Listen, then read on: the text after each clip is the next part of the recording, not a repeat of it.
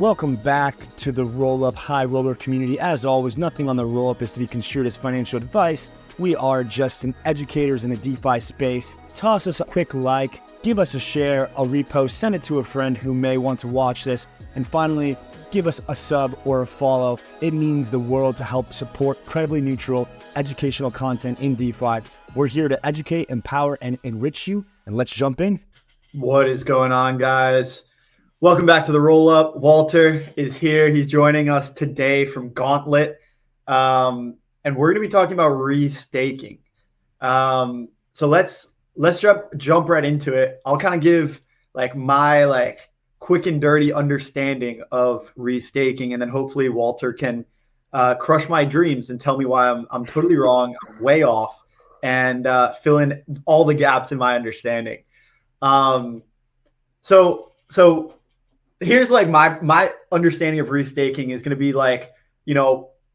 ETH is proof of stake since the merge. It means that no longer is the Ethereum blockchain being maintained by these proof of work miners. Now it is crypto economically maintained as a result of incentive mechanisms, meaning that validators have ETH staked in validators.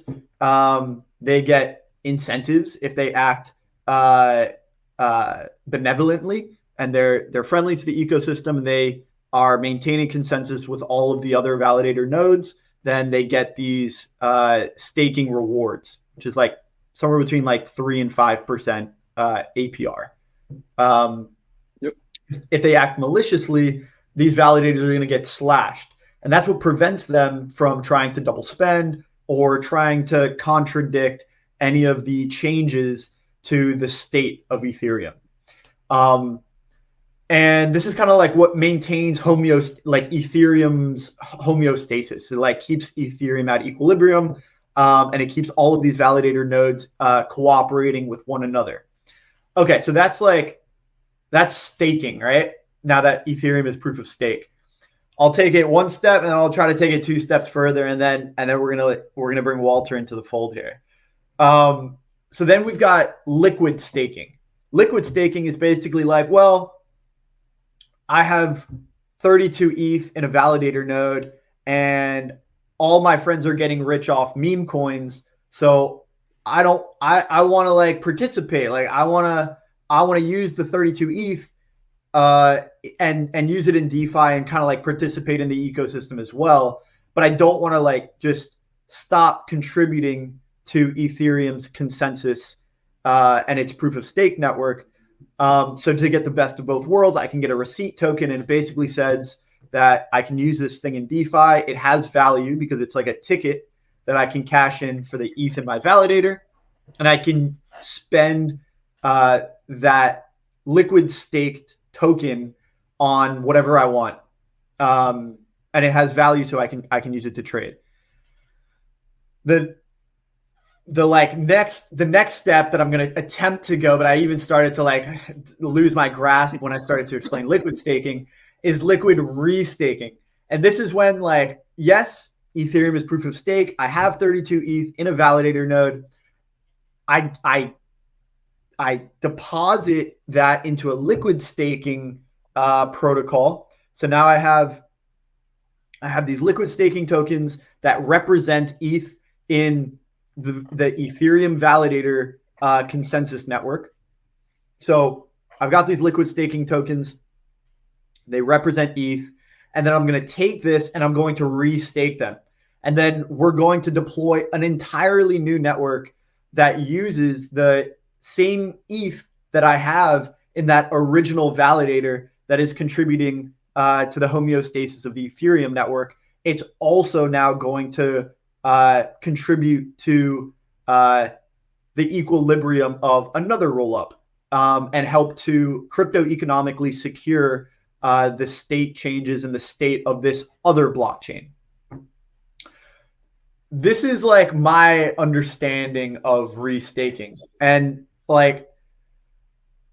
maybe I'll stop there. I have a question as far as kind of the down, kind of the domino effects of doing this and using the same ETH that I have in a like mainnet ETH validator, using that to secure another network, I've got like there's like these downstream consequences that are maybe good, maybe bad, maybe neither or both, and we'll get into that. But Walter, welcome to the channel. I want to give you a chance to at least introduce yourself, what you do at Gauntlet, and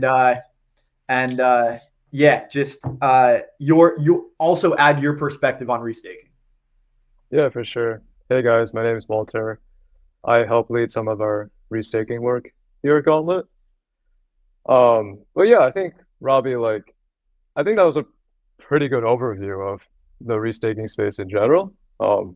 Really good high level on basically that flow from native ETH to actual staked ETH to the liquid part of it, and then finally the restaking part of it as well. I guess the primary focus for the restaking, like you said, is to help crypto economically secure a lot of rollups. It's not just rollups, of course. There are other services as well, like data availability services, different types of bridges, virtual machines, co-processors. And of course, each of these different types of services, there's going to be a lot of transactions on them down the line. There's going to be space for people, for users of these separate, what we call on Eigenlayer AVSs. Let's just use that terminology for now. A lot of people using these AVSs, to perhaps post transactions or do things that they couldn't do necessarily very cost efficiently on the native L1. So these AVSs definitely help to basically broaden the use case of the Ethereum L1, make a lot of the stuff that we want to happen via blockchain happen in a very crypto economically secure way, make that possible. So in a sense, because it's opening up a whole broad spectrum of use cases, naturally there's going to be a whole broad spectrum for yield generation as well, which is exactly what we call restaking, what that is hoping to achieve in the end. And of course, like you said, a lot of downside effects as well that we can touch on later. Not necessarily downside effects, but downside risks in that regard, right? Because it's a whole new space, we have to consider a whole new aspect of these things. But we can touch on that in a bit.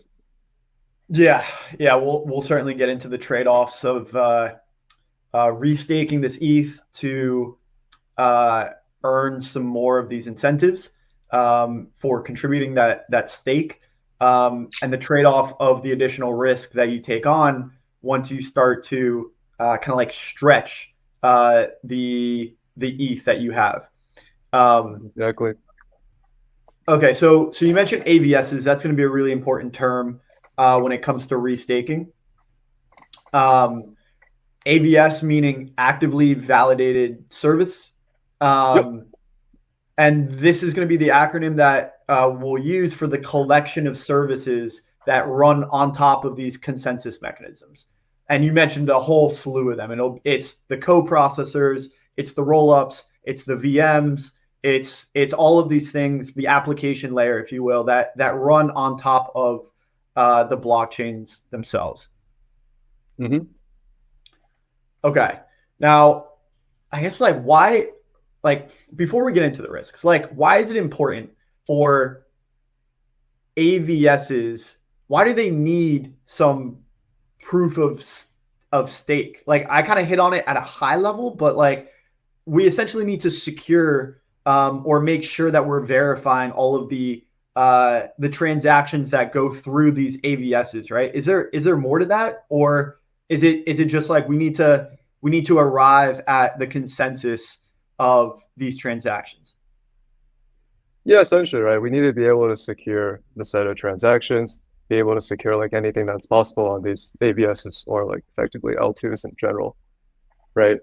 So without Eigenlayer, it's a little difficult to bootstrap an L2, right? I mean, sure, you can spin up a whole new token. You can spin up for this token, you can use that to help secure as well. But of course, the whole security of proof of stake is that economic aspect of it, right? If prices are super volatile, if they can go down with a big drawdown, then it's not that valuable in the end. So essentially we need to solve that fundamental problem. Is how do you actually make that proof of stake secure, and how do you do that over like a wide variety of different services that we need to enable? So in the end, right, you can the one general solution is like you can share that security, and that's what Eigenlayer is hoping to achieve in the end. Yeah, very cool. And you mentioned like these L2s or these AVSs, like they could launch a token, but like why would one of these services choose to launch a token versus choose to launch with a restaked ETH mechanism?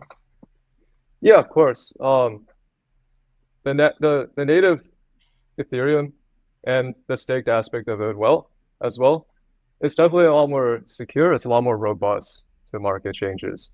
And we all know like we're in crypto, especially in a bull market. Now you see like every other day it's like up 10% or down 10%. It's like a idiosyncrasy that you definitely don't see in a bear when it's just like down like 1 every day, right? So like of course, if you can see like down 10%, down 20%, then naturally, even if it's macro long, macro bull, then there will still definitely be shocks in the system. And for an AVS to spin up its own token, it has to, number one, bootstrap the liquidity on DEXs or possibly centralized exchanges. That in itself is a pretty big effort, I would say. It's definitely not impossible, but there's a huge overhead to that for sure. With that liquidity, you have to support the volume as well. If you cannot generate natural volume for your token, then over time, even if you offer incentives for providing that liquidity, those incentives necessarily dry up because it's difficult to continuously fund that. And if those incentives are gone, no volume, that means the liquidity dries up as well. So you sort of have to balance both the short-term and the long-term risks with providing your own token. Naturally, of course, the benefits are, sure, you can probably like commit more of your token, you can print more to perhaps in the short term sort of give sort of like an insurance or a bootstrapping type of thing. But in the end, it is that balance and that decision variable between whether you want to use like super hard money like Ethereum or you want to use your own token. Right. And if you're launching an ecosystem, and the ambition is to have a bunch of applications in this ecosystem, have a bunch of users and capital flowing through this ecosystem's economy, you want to make sure that the stake that secures your entire ecosystem is very robust, and it can withstand any kind of attacks that might come from the assets in this ecosystem. Okay, so that all makes sense. Now, these attacks and these risks, like Eigenlayer and restaking, like it's still so new. We haven't seen it done successfully yet.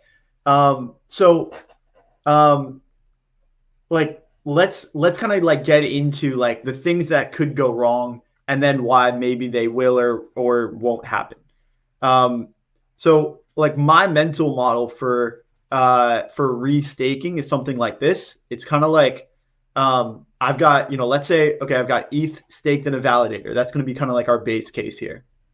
Sure. There is a cost to securing the network, and it costs, so however much it like what I'm trying to get at is that there is a cost of security, and then you have to make sure that the capital you have at stake supersedes this cost. It pays this cost and then some, so that someone else can't come in and attack the network. Well, when I am supplying my ETH to a validator and it's securing Ethereum, the validator said it's very robust. There's lots of capital in these validators, and it is very expensive to 51% attack or corrupt Ethereum in some way. Now, if I was to then take the Ethereum that I have in my ETH node and use it to restake another rollup, I'm literally stretching like this stake across another ecosystem, so that now with the same capital, let's say 32 ETH worth, I'm now securing Ethereum, and I'm also securing another network. And this other network also has costs to secure that network. And what happens when these costs are higher than the amount of value that I have in these nodes? That's the risk that I think is in my mind, and maybe is the one that we haven't seen tested yet. Essentially, like what happens when the value that I have on these chains exceeds the amount of stake that I have to secure those chains. To me, that's like my chain is going to get margin called. Like my proof of stake is going to get liquidated, and then what happens to the rollup? Like what happens to the value that is on this ledger that my ETH validator is restaking to secure? Like that is I think that's the precarious scenario that like at least is like a little bit concerning, but we haven't seen whether or not like it will happen, if Eigenlayer is ready for that, or like maybe there's a case on why it's inevitable or why it won't happen at all. And that's where I'd love to kind of like get your perspective as far as like what's the likelihood of one of these restaking chains getting margin called? Is that possible, or is that kind of like, am I not really looking at things the right way here?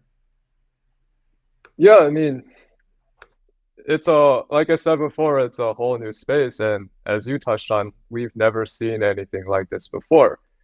We're basically developing like a whole new technology here in a sense, and with that comes, of course, like that whole Pandora's box in the sense of what could go wrong.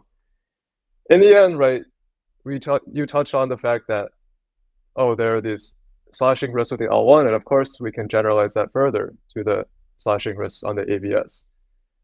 And in the end, certainly these things are very possible. To attack an ABS is quite possible because, number one, what is securing these ABSs? It's the LSTs that are securing these ABSs, and it's the native beacon chain ETH that is securing these ABSs. So of course, the health of the ABS itself is pretty dependent on the health of these LSTs, as well as the health of the operators. I guess maybe taking a step back, basically, high level users stake into Eigenlayer, they have to give it to the operator first, and then the operator is what delegates or like puts that ETH to use. So users generally have to go through the operator, just like as a side note. So in the end, the ABS security is pretty dependent on the health of the LST and the health of the operator. Like, is this operator trustworthy? Has it been slashed before? How reliable is it? Stuff like that. On the LST front, like we've seen depegs happen in crypto before. We've seen dislocations of LSTs happen before. Some of it's pretty minor, some of it can be pretty severe. I don't know if anything super severe is happening with an LST. But like certainly, like we all know what happened with Steth 2 years ago in the spring of 2022, where it went down to like 89 cents on the dollar relative to ETH or something like that. Can't remember exactly what it was. And of course, you see an Eigenlayer where there's like 8, 9, 10 different types of LSTs being listed as valid collateral. A lot of these things are super small TVL, pretty low liquidity as well. It's what happens to these AVSs if the LSTs deviate from par? Yeah, basically you could see potential adversarial agents, noticing these dislocations on the secondary. They buy a lot on the secondary, they can run that profitability calculation.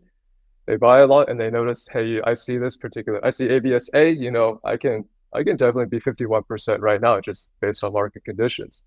So I'm going to do that. I'm going to be that 51%, and there's a lot of like the cost of my capital to actually manipulate the ABS definitely less than what's on the ABS already. So I'm incentivized to do that essentially. Of course, like it's not just limited to the secondary dislocations as well. Like secondary, I mean the marketplace, but also like the L1 slashing events as well, right? You can imagine perhaps less experienced LSTs with newer operators or operators that haven't been around as long. Like the L1 slashing on these operators is also poses a risk, right? Like the natural value of the LST probably goes sub 1 as well. And that in itself is a concern for sure. Could you kind of like illuminate like more on these operators? What role do they almost sound like the equivalent of validator nodes for Eigenlayer chains that are using this restaked ETH? Could you kind of like expand more on like what role the Eigenlayer operators play in this mechanism? Yeah, sure. So the operators are the ones that run each of the AVS's software, for lack of a better word, to help secure those AVSs. Naturally, the bottleneck for a lot of individual people, or like individual retail users, to looking to participate in Eigenlayer is basically, how can I get that yield from helping secure all these different AVSs? So operators help serve as the intermediary between that. In return, like they have to actually host the software that actually secures AVSs, but they might also take a certain cut of the fees that the AVSs generate in the end as well. So, of course, the more AVSs you help secure from the operator's perspective, the more software you run as well. If your machine can't handle it or something, or I don't know, maybe you have downtime or something, or you have a software bug or something, then you could get slashed on the AVS. You could lose a part of your stake. You could harm the users that are delegating to you. In the end, they serve as an intermediary. If you get slashed too much as an operator, probably restakers are not willing to like actually delegate their ETH or their LSTs to you in the future. Got it. Okay, so like as we kind of like look at like what's coming up next, Eigenlayer's got these like points. Yeah. I don't want to spend too much time on that, but like what is all right? They're gonna launch a token, right? Like that's what these points are for. So like what role? And I like you're on the outside looking in. So like it's not like you have any like, at least I imagine, like any like definitive say on whether or not like they launch a token or what they use it for. But like from your perspective, what could an Eigen token provide to this mix? Certainly, I mean, the use case of a potential Eigen token, I mean, you can probably draw parallels from the rest of DeFi as well, right? Like you have your Aves, you have your compounds. Their governance token is pretty important for, soliciting community feedback, actually voting on snapshots, actually voting on AIPs to make improvements to the Aave protocol. Whether it's to launch a new type of collateral, whether it's to raise like liquidation thresholds, raise supply and borrow caps on Aave v3, stuff like that. You can imagine a potential Eigen token to sort of facilitate similar types of use cases on Eigenlayer. Whether it's to, in this case, as a community, we want a new type of LST to be valid as collateral for AVSs. Or, maybe we're interested in different types of tokens to be used as collateral for Eigenlayer as well. Or, we want to raise the caps because the caps are full right now and we want to participate in the yield generation. Of course, on the AVS front as well, maybe a potential Eigen token could have use cases there as well, especially like we talked about before, perhaps launching their own token, for an AVS to launch their own token. Naturally, a lot of headwinds there, a lot of hurdles to pass through. So perhaps the Eigen token could help resolve some of those governance issues as well.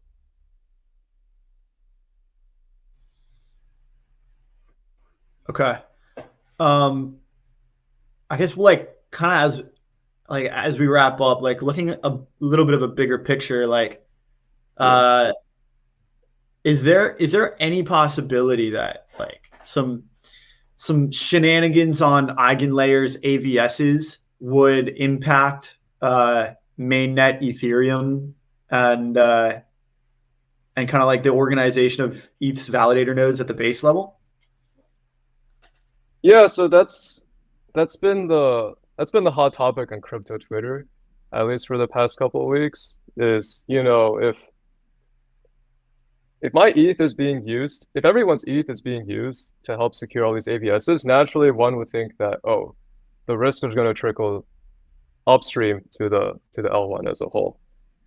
So yes, there potentially is that concern, but as long as we don't overload the L1 consensus, as long as probably not too much of the beacon chain ETH on the L1 is being used to secure the AVSs, I personally think the risks of this is probably minimized or can be controlled or can be mitigated, right?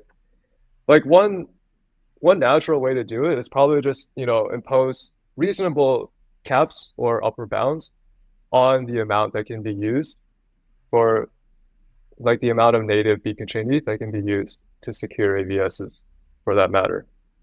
I guess it was illuminating more on like the actual scenarios that might occur that could impact the L1 consensus, right? So like, yeah, you can consider the majority of the beacon chain ETH being used to secure the AVSs, and suppose like those AVSs undergo some sort of correlated slashing. Naturally, like a big portion of the beacon chain ETH is slashed. These validators are not happy, and they're like, you know what, I want to fork the chain so I can preserve my ETH. Of course, that's like the doomsday type of scenario that definitely erodes a lot of like the capital, a lot of the worth that so far the L1 has built up so far. So that's definitely like sort of like that doomsday, that really worst case scenario that people are trying to avoid in the end. Got it. Yeah. Yeah. That makes sense. I mean, the hard fork, soft fork, like which chain is the real chain? Yeah, We exactly. saw that Ethereum classic, man. It's not like we haven't seen this before. So yeah. I mean, in the end, like with the merge, like what, September 2022, something like that, like the proof of work ETH was still trading at what, like 5 cents on the dollar relative. right. I think, yeah, it definitely has a lot of value as well. So definitely, like, of course, hypothetically speaking, should something like we just discussed actually happen, who knows what the ratios of the prices are going to be, but like definitely not a good situation for sure. Yeah. I think that's a pretty good place to leave off, because it feels like the vibe around restaking right now is like cautiously optimistic.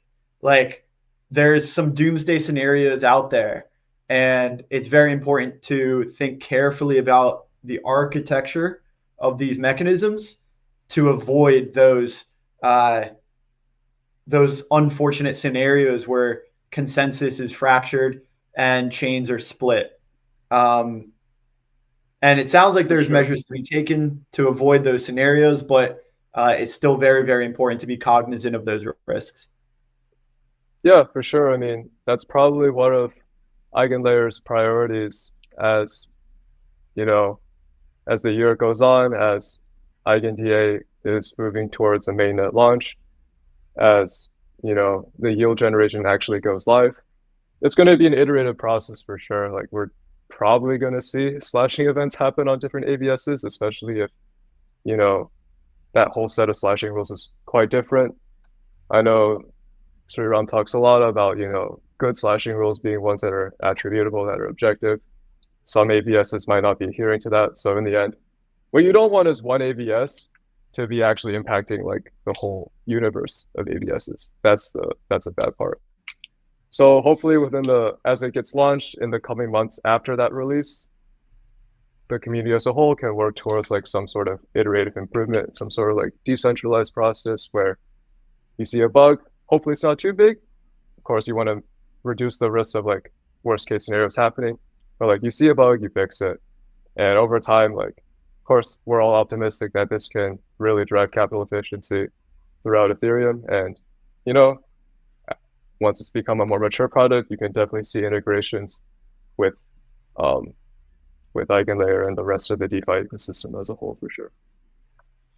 Yeah, it would be very cool to see like how this could underscore some like the app chain thesis, to see if like, right, like we'll see what that happens. But yeah, I mean, what you mentioned kind of like one AVS becoming a monopoly and dictating the rest of the network. That is something that we ought to avoid. And it sounds like, correct me if I'm wrong here, but it sounds like objective slashing rules is going to be how we prevent one AVS from becoming monopoly. Yeah, that's a pretty good way to put it.